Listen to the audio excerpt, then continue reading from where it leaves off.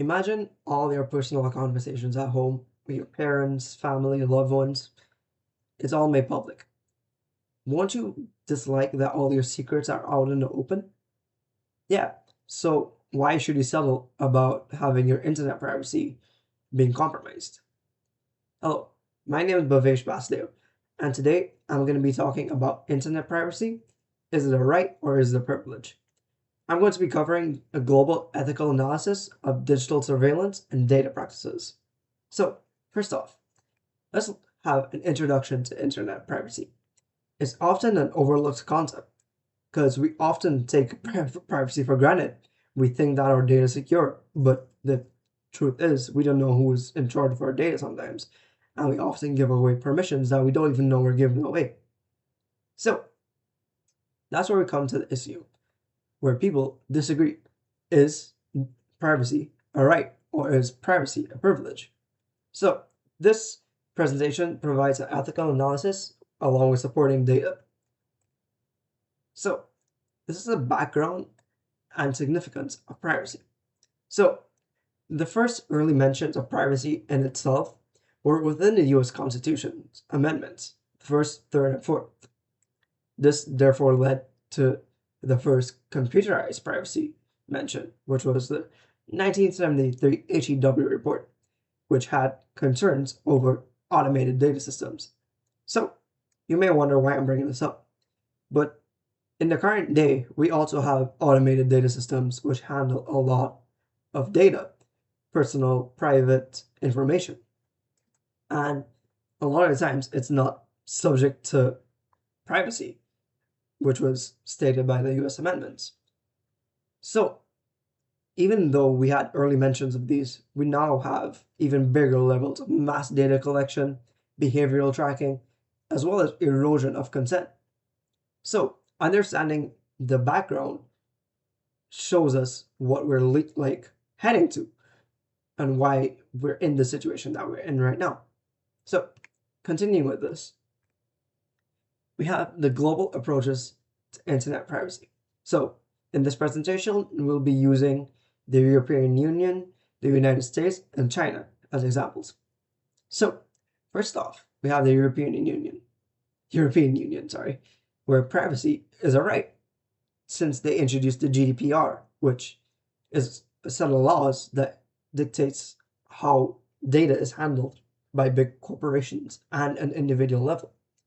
They have the right to erasure, which individuals can request for their data to be deleted, as well as the ability to have autonomy, transparency, as well as informed consent, which is very important. On the other hand, the United States is considered conditional, where it's treated as a privilege. So the USA lacks general federal law, whereas the EU has that. Here is state decided, where we have some protection through HIPAA, FERPA, GLBA, COPA, and other treaties, but it's not as whole as the GDPR because we're still vulnerable to uninformed consent.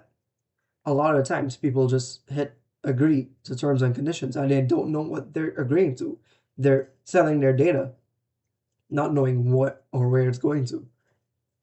And then lastly, we have China, which has no privacy at all. Everything is government controlled. Their data is used for control, security, surveillance. And in China specifically, they have something called the social credit system, which takes a compilation of all their private information, their behavioral patterns on the internet, and assigns a score based on this. So there's virtually no privacy.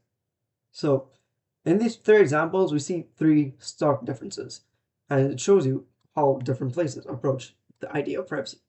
So next up, we have the ethical analysis of privacy. First off, we have the deontological ethics, which include the Kantian perspective that individuals should have autonomy, consent, and transparency with their deeds and actions. And for our intents and purposes, the EU aligns with this because they allow for informed consent, whereas the USA does not have proper informed consent. So Even though the USA and EU don't agree on this, China, on the other hand, doesn't have any autonomy, consent, or transparency. So the EU and the USA still have an edge on them. On the other hand, we have the utilitarian ethics, which states that actions are done for a greater good. So, in the case of China, they argue that data and privacy is not needed because security is more needed, and they use surveillance for this. In addition to this, the USA also uses this for national security after 9/11, because since this, they have to sacrifice some privacy to ensure security. So it may be a trade-off because the Kantian perspective allows for the individual to grow, as where the utilitarian advocates for the state to trade off some of the privacy for security. So comparing the two, the EU is more informed in its consent, whereas the USA has privacy as a privilege. It's uninformed consent. And China, no privacy, and surveillance is used for security. Next up, we have logical fallacies. So some common fallacies include a false dichotomy, which is it should only have privacy or security. They can't coexist, but it's farther from the truth. Privacy and security can coexist once they have proper fail-safe and mechanisms to protect data and security.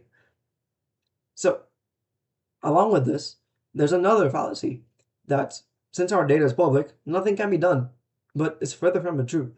Because even though our data is public, yes, measures can be put in place to make sure that further data is not shared and that we're able to contain data breaches and other forms of leakages. And lastly, we have the fallacy that if you have nothing to hide, you'll be fine. But at the same time, it's also breaching privacy and our security. Even though we may not be doing anything illegal or something heinous, we still have secrets. Everybody has secrets. And that poses a problem in itself, leading to a lack of autonomy. So, we also have the ethical codes of conduct, which include ACM and the IEEE codes of conduct. These link in by saying, the ACM at least, that we should respect individuals' privacy and give them control over their data, as well as the IEEE saying that we should prioritize public safety, transparency, and individual welfare. As I said, the EU always follows us via the GDPR, the USA partially, and China little to no adherence. But overall, the ethical codes of conduct serve as an outline to what we should strive to be and what we could strive to achieve. Next up, we have the roles of technology in privacy. So, technology can either be a pro or a con. For example, emerging tech such as biometrics and facial scanning, as well as cookies and behavioral profiling, they can all be used to track us. Even with companies such as Amazon, Meta, Google, they can leak our data that they've collected. Whereas it can be a tool to help this because we can use VPNs, encryption technology, but it may be unaffordable and create a bigger digital divide.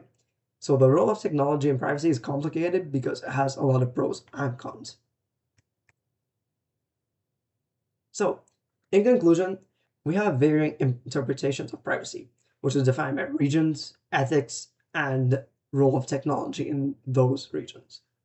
We have ethical frameworks that describes privacy, with Kantian and utilitarian perspectives differing from each other, but having equally important arguments. And then the dual role of technology, showing why it's a problem and a solution in itself.